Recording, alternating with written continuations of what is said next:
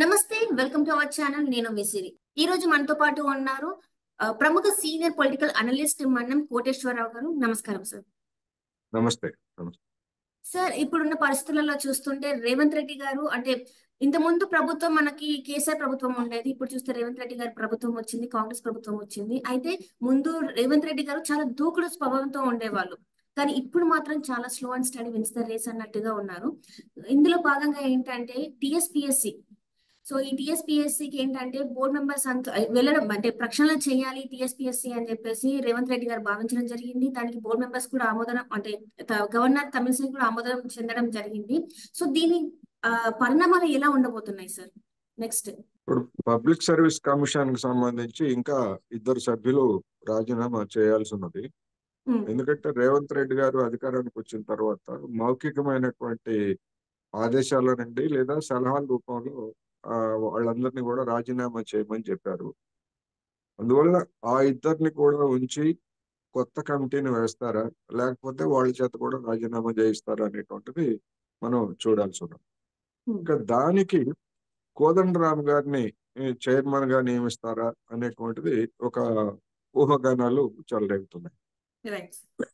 ఇప్పటికే వచ్చినటువంటి వార్తల ప్రకారం ఆయన్ని గవర్నర్ కోటాలో ఎమ్మెల్సీ పదవికి ఎంపిక చేస్తారు, సిఫార్సు చేస్తారు అనేటువంటిది నిర్ధారణకర్తంగా చెప్తున్నారు కనుక బహుశా పబ్లిక్ సర్వీస్ కమిషన్ కి సంబంధించినటువంటి పదవిని మరొకళ్ళకి కేటాయించేటువంటి అవకాశాలు ఉన్నాయనేది నా అభిప్రాయం. ఎందుకంటే ఎమ్మెల్సీ అనేటువంటిది ఒక పదవి.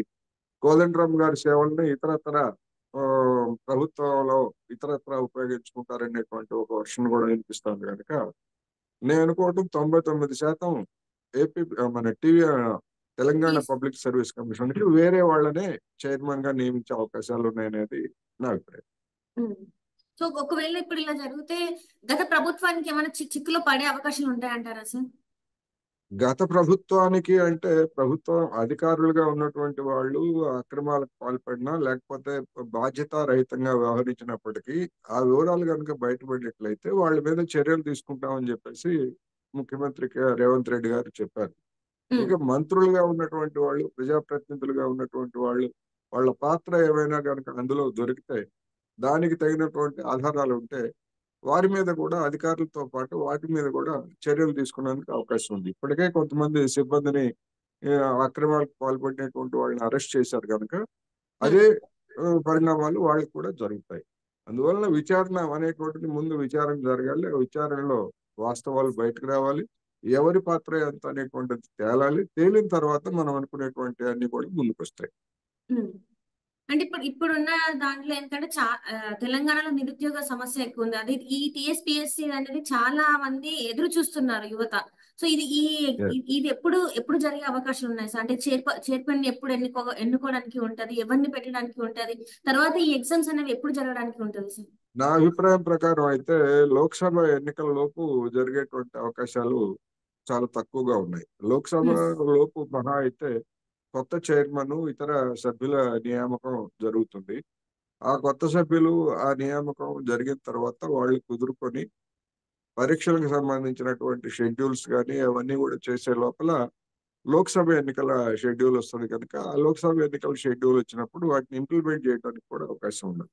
అందుకని నా అభిప్రాయం ప్రకారం లోక్సభ ఎన్నికల షెడ్యూల్ ఫిబ్రవరి 15 నాటికే వస్తుందని చెప్తున్నారు కనుక ఈ లోపల నియామకాలు పూర్తి చేసుకొని అవసరమైనటువంటి కసరత్తు అంతా కూడా లోక్సభ ఎన్నికల సమయంలో చేసుకుంటే ఎన్నికలు ముగియగానే అంటే విత్ ఇన్ 6 months 6 నెలల్లోనే నియామకాల ప్రక్రియకు శ్రీకారం చుట్టవచ్చు. అంటే నోటిఫికేషన్స్, ఎగ్జామ్స్ ఇవన్నీ కూడా ఒక ఫేజ్డ్ మేనర్ లో ఒక పథకం ప్రకారం అది చేయడానికి అవకాశం ఉంది.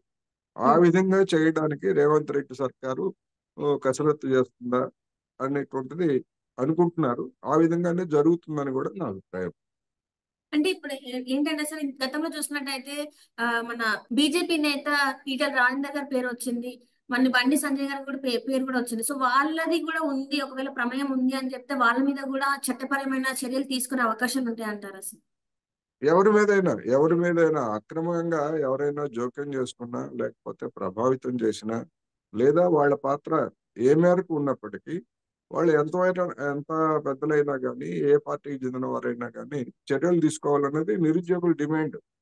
ఒకవేళ అటువంటి ఆ, వాస్తవాలు లేదా అటువంటి ఆధారాలు దొరికితే వాళ్ళు రాజకీయ కారణాలతో కనుక వదిలేశారనుకోండి, రేవంత్ రెడ్డి సర్కార్ మీద కూడా నిరుద్యోగుల్లో అనుమానాలు తలెత్తాయి.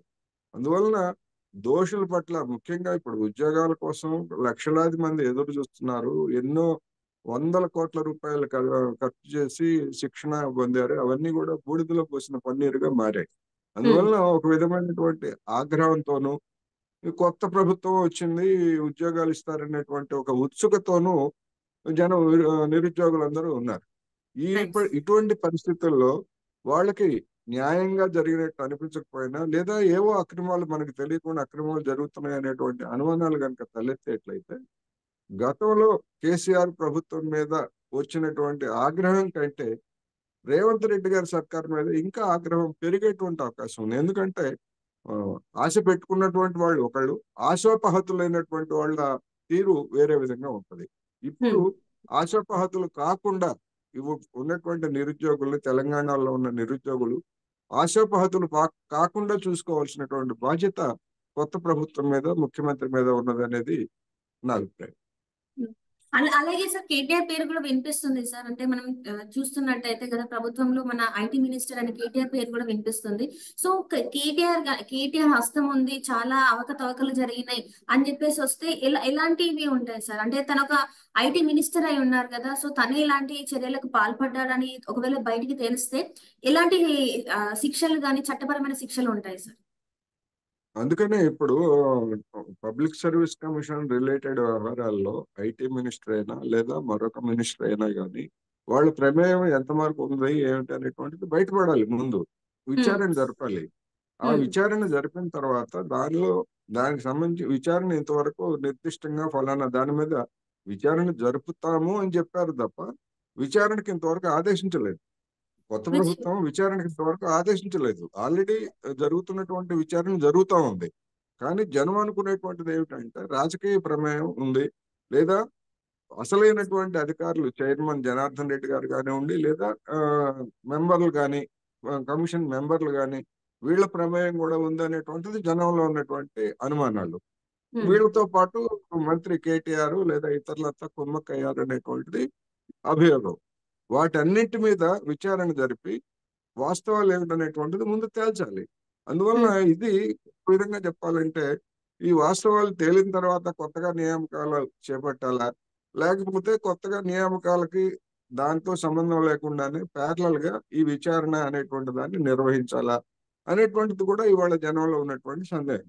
డెఫినెట్ గా నా అభిప్రాయం ప్రకారం అయితే దేనికి అదే జరగాలి. ఎందుకంటే కొత్త కమిషన్, కొత్త చైర్మన్ వస్తారు కనుక వాళ్ళ నియామకాల సంబంధించిన ప్రక్రియని వాళ్ళు చేపట్టాలి. అదే సమయంలో పాత కమిషన్ వ్యవహారంలో జరిగినటువంటి వాటి మీద విచారణ జరగాలి. రెండిటికి క్లాష్ లేదు, సైమల్టేనియస్ గా జరగాలి.